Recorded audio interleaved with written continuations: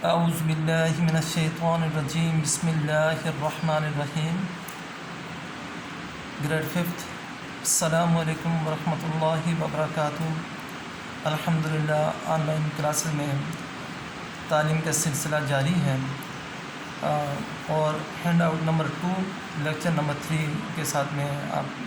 کے سامنے حاضر ہوں، اور الحمدللہ ہمارا سبق انصار و مہاجرین جاری تھا۔ تقریباً نصف سبق ہم نے پڑھ لیا ہے اور باقی جو ہے انشاءاللہ العزیز آج جو پڑھیں گے۔ آپ اپنی کتابیں جو ہے کھول کر جو ہے سامنے رکھیں اور پیج نمبر 22 نکالیں، پیج نمبر 22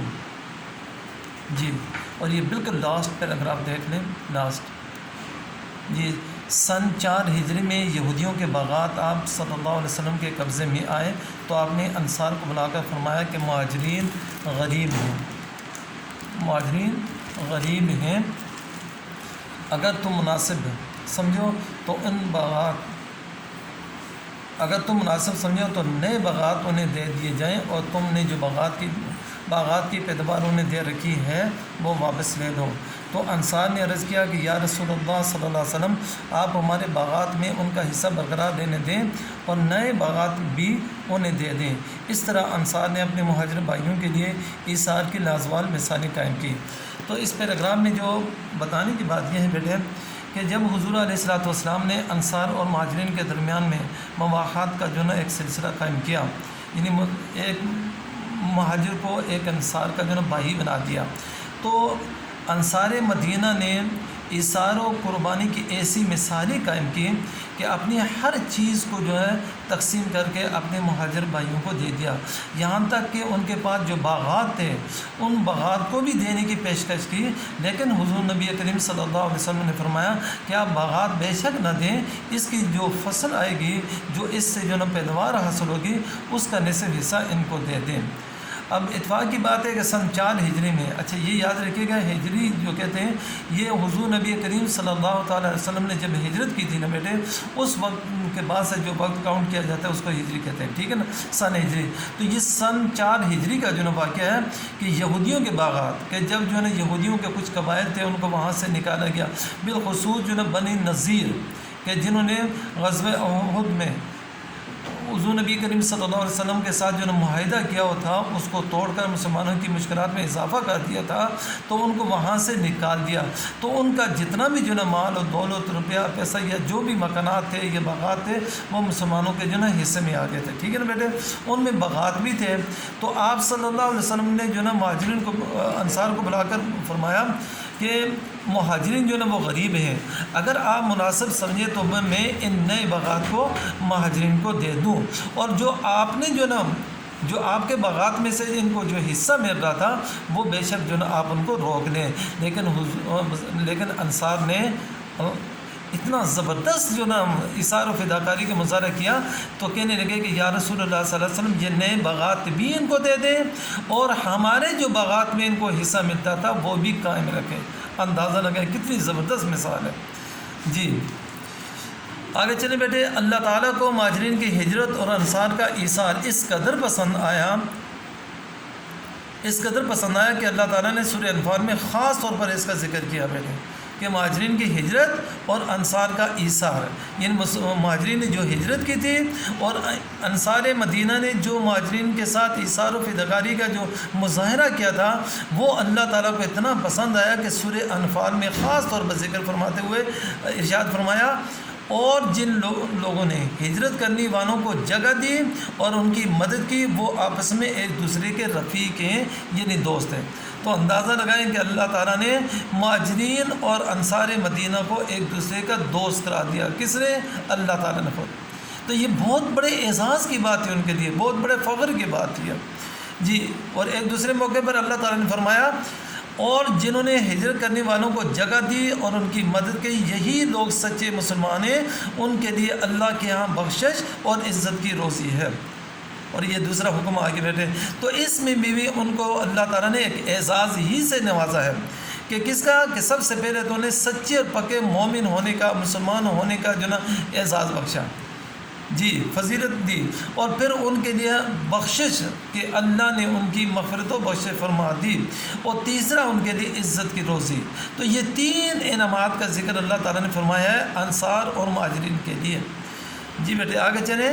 مہاجرین تجارت پیشہ تھے۔ تجارت کہتے ہیں بیٹے جو نا یہ ایک کاروبار جیسے ہم کہتے ہیں بزنس کہتے ہیں کہ یہاں سے سامان خریدا وہاں لے کے چلے گئے، وہاں سے خریدا یہاں لے کر آگے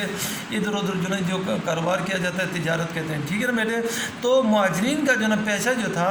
وہ تجارت تھا، جبکہ انصار کاشتکاری کرتے تھے، یعنی زمینوں میں کاشتکاری کیا کرتے تھے، زراعت جس کو ہم کہتے ہیں، ٹھیک ہے نا،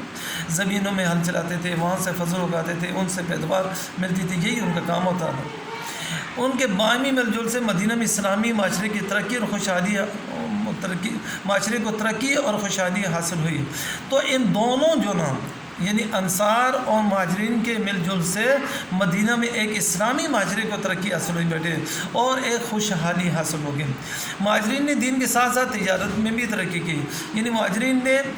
دین کی دعوت و تبلیغ میں جو کام کیا وہ تو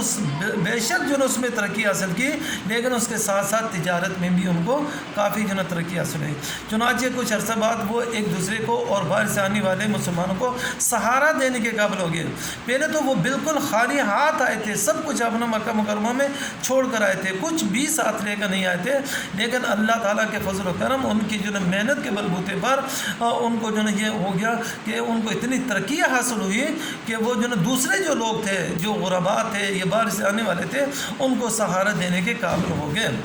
تو مہاجرین اور انصار نے مل جل کر اسلام کی اشاعت کی۔ اشاعت کے معنی ہوتے ہیں پھیلانا، ترویج کرنا، ٹھیک ہے نا بیٹے، اور اللہ کا پیغام لوگوں تک پہنچایا۔ انہوں نے اسلام کی دعوت و تبلیغ اور اشاعت کا کام بھی کیا، اس کو پھیلایا بھی، اور اللہ تعالیٰ کے پیغام کو لوگوں تک پہنچایا بھی،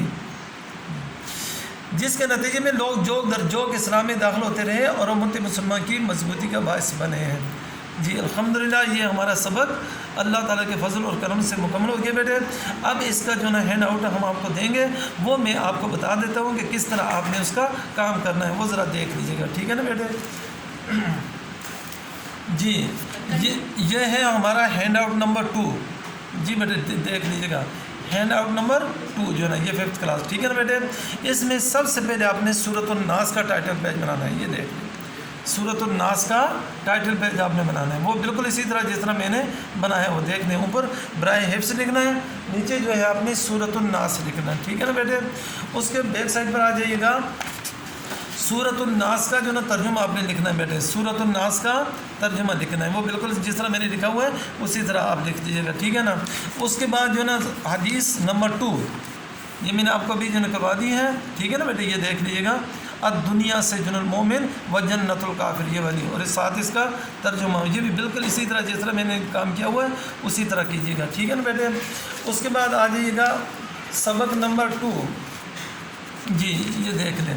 سبق نمبر 2 انصار و مہاجرین،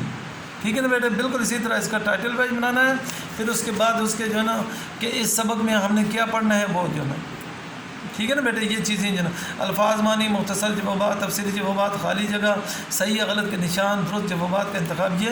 تقریباً 6 چیزیں ہم جو ہے اس کے اندر کریں گے، ٹھیک ہے نا۔ پھر اس کے بعد جو ہے نا یہ کام شروع ہو جائے گا، بالکل کام جو ہے جس طرح میں نے کیا ہوا ہے، یہ ہینڈ آؤٹ جو ہے نا آپ کو اسکول سے مل جائے گا، یہ آپ لے لیجیے گا، جس طرح میں نے کام کیا وہ بالکل اسی طرح کام کر کے تو چیک کرا لیجیے گا، ٹھیک ہے بیٹے۔ الحمدللہ سبق ہمارا مکمل ہو گیا، اب آپ کو اس کا کام کیجیے گا، صاف ستھرا کر کے کیجیے گا، اور جب مکمل ہو جائے تو اسکول میں لا کر اس کو چیک کرا لیجیے گا۔ اللہ تعالیٰ ہم سب کا حامی و ناصر ہے، فی امان اللہ، السلام علیکم۔